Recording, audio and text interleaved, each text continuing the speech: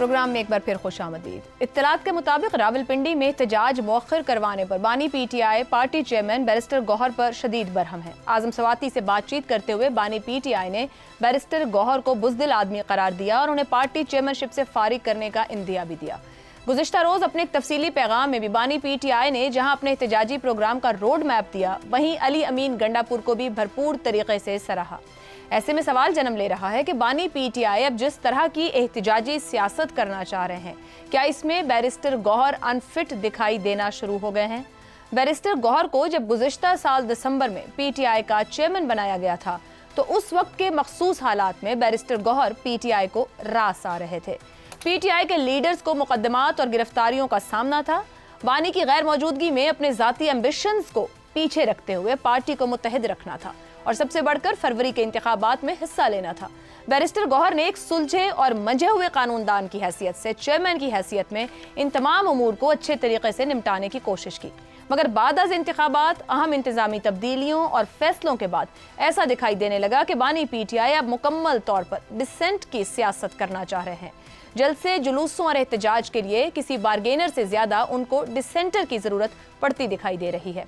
यही वजह है कि अली अमीन गंडापुर वजीर आला होने के बावजूद जिस तरह की जबान इस्तेमाल कर रहे हैं, बानी पीटीआई इस पर उनकी मजीद हौसला अफजाई कर रहे हैं।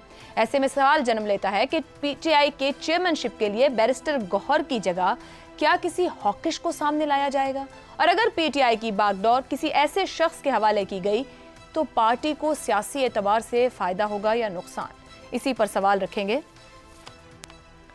बानी पीटीआई की सियासत, एहतजाज, जलसे, जुलूस, क्या पीटीआई की मौजूदा सियासत में बैरिस्टर गौहर अनफिट हो गए हैं? हसन निसार साहब, अभी पीटीआई की सियासत जहां खड़ी है, क्या बैरिस्टर गौहर साथ चल सकते हैं या अनफिट हो गए हैं और कोई मजीद फिट शख्स दरकार होगा पीटीआई को? देखिए, ज़िंदगी का एक बुनियादी उसूल है जिसको आप जहाँ चाहो अप्लाई कर लो। मौसमों के साथ लिबास तब्दील होते रहते हैं, ये कोई बहस करने वाला मामला नहीं है। और यूं भी ये फैसला मैंने, आपने या हमारे पैनल ने नहीं करना, बानी पीटीआई ने करना है, जो अपनी और पार्टी सर्वाइवल की चमुखी जंग लड़ रहा है। इसके लिए जो फिट है वही फिट है, जो अनफिट है वो अनफिट है। हाँ, मैं भी जुम्मा जान जनाल, कम से कम मैं इस पर तबसरा नहीं करता।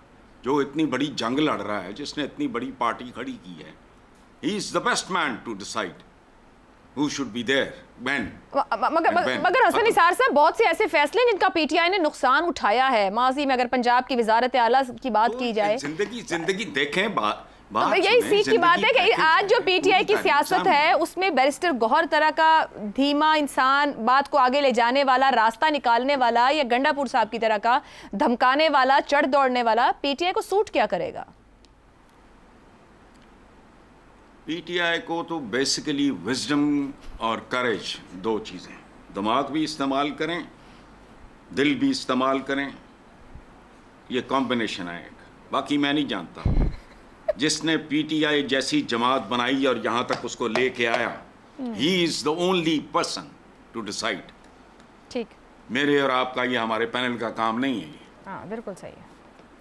इफ्तिखार साहब, बैरिस्टर गौहर अनफिट और गंडापुर मुकम्मल तौर पर फिट, क्या बानी पीटीआई अपने और पार्टी के लिए बड़ा सियासी खसारे का सौदा करने जा रहे हैं या दुरुस्त कर रहे हैं गंडापुर साहब को अप्रिशिएट करके बतौर वजीर आला वो जैसे बिहेव कर रहे हैं? मैं हसन साहब से इत्तफाक करता हूँ कि हम कोई भी नहीं है इस किस्म की बातें करने वाले।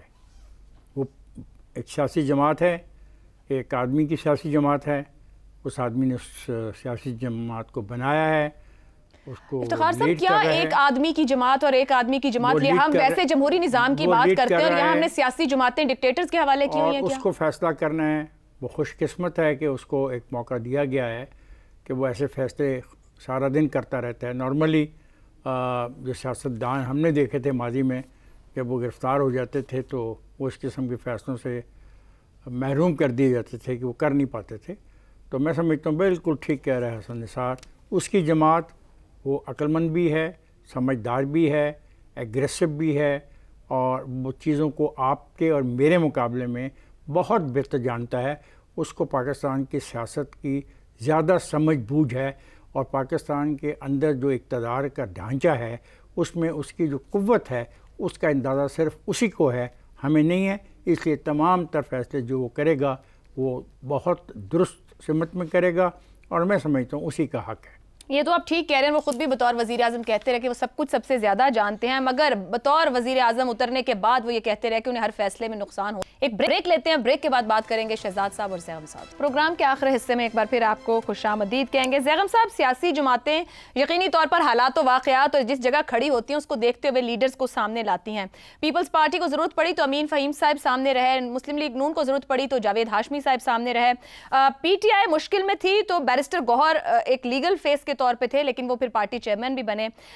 इस वक्त आपके ख्याल में PTI जहां खड़ी है, निकल आई उस दौर से इलेक्शन के बाद, अली अमीन गंडापुर जैसे लीडर बेहतर तौर पर संभाल पाएंगे? कोई और लीडर दरकार होगा PTI को यहां से आगे लेके चलने के लिए जब तक बानी जेल में है? देखिए, पाकिस्तान में पार्टी जो है वो पार्टी मालिक की होती है।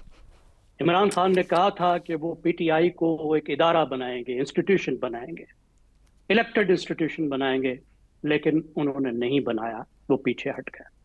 दूसरी जमातों का भी यही मामला है।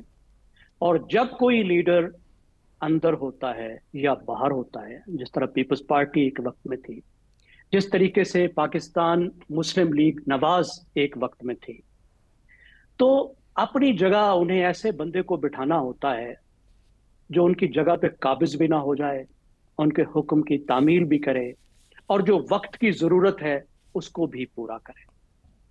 इमरान खान ने जो निज़ाम बनाया उसमें चेयरमैन के हवाले बहुत कम चीजें की गई, बहुत कम अख्तियार किया गया।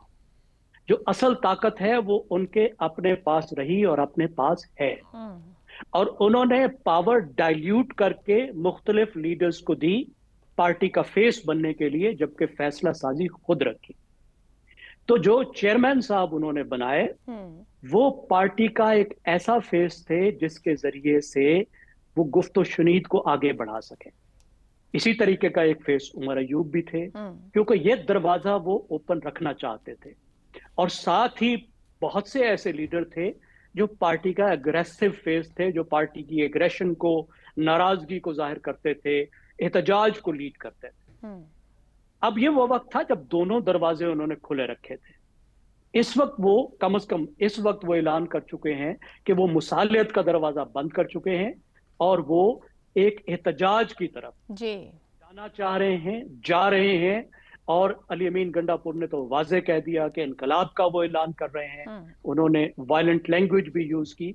उसमें ये लोग थोड़े से अब मिसफिट हैं। अब इनको क्या करना होगा? मेरा नहीं ख्याल कि इनको हटा दिया जाएगा और इस तरह के ओहदों पर भी अली अमीन गंडापुर जैसे लोग आ जाएंगे। सही। मेरा ख्याल है कि इनको कहा जाएगा कि आपको जो कहा जाता है वहां तक रहें, कोई सुलहजुई की तरफ ना जाएं, आप बयानात ना करें, अपने आप को महदूद रखें। अब इस पॉलिसी का क्या नतीजा निकलेगा ये आगे जाहिर होगा। ये बड़ी एक खतरनाक पॉलिसी है। इसमें तख्त या तख्ता वाली पॉलिसी है। इस वक्त या तो मुकम्मल जीत है या फिर बहुत बड़ा नुकसान है। जिस तरह की पॉलिसी का इंदिया हमें अली अमीन गंडापुर के जो उनके खुतबात हैं, जो उनके बयानात हैं, उससे मिल रहा है। ठीक हो गया। शहजाद साहब, अगर यही कहा जाता है कि अपने आप को महदूद रखें और सिर्फ उतना ही कन्वे करें, बैरिस्टर गौहर वहीं रहते हैं, मगर मामलात फिर कोई हॉकिश लीडर लेके चलता है और बानी PTI जो कहेंगे उसी तौर पर मामलात आगे बढ़ें, तो क्या नया चेयरमैन पार्टी को KP से बाहर कंट्रोल करने में कामयाब हो पाएगा? देखिए, इस सारे अरसे में जब ये बानी PTI जेल में है तो आपने दो लफ्ज इस्तेमाल किए ना। आपने कहा एक धीमा और एक ऐसा जो कि धमकाना जानता हो, यानी दो किस्म के मुख्तलिफ शख्सियात, दो अल्फाज आपने इस्तेमाल किए। तो दोनों ही तरह के अल्फाज मौजूद लोग मौजूद थे इनके पास। धीमे भी थे और धमकाने वाले भी थे, लेकिन नताइज वही निकले जो कि अब तक निकले। इन नताइज के साथ कुछ असर होना होता तो हो चुका होता। तो जब असर नहीं हुआ तो कोई फर्क नहीं पड़ेगा कि सब के सब अनफिट नजर आएंगे या फिट नजर आएंगे, उससे फर्क नहीं पड़ता।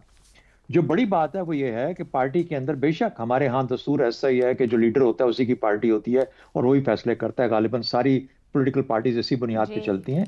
लेकिन अगर किसी ने इसको ज्यादा जिंदगी देनी है अपनी सियासत को, तो एक सेकंड टियर जो लीडरशिप की है बहुत अहम होती है।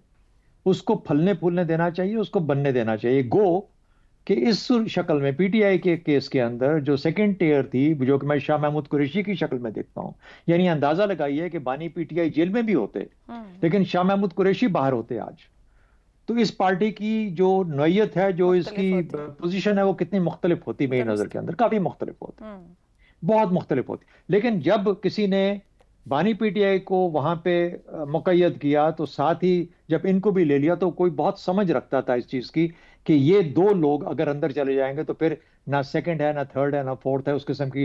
ये हाँ आम वर्कर हैं ये सब के सब, तो अनफिट भी नजर आएंगे और आपको कमजोर भी नजर आएंगे, क्योंकि वो इंतजामी सलाहियत जो कि किसी किस्म की मूवमेंट के लिए चाहिए होती है, वो ये नहीं कर पाएंगे। ना इनकी वो अपील है, ना इनके अंदर वो ड्राइव है, ना ही वो ट्रिगर्स हैं जो कि इनको आगे लेकर जाएंगे। इसलिए चूंकि पार्टी की नौयत बहुत तब्दील हो गई है, लीडरशिप बहुत तब्दील हो गई है, तो मेरा नहीं ख्याल कि किसी आदमी के आने या जाने से कोई फर्क खास पड़ेगा।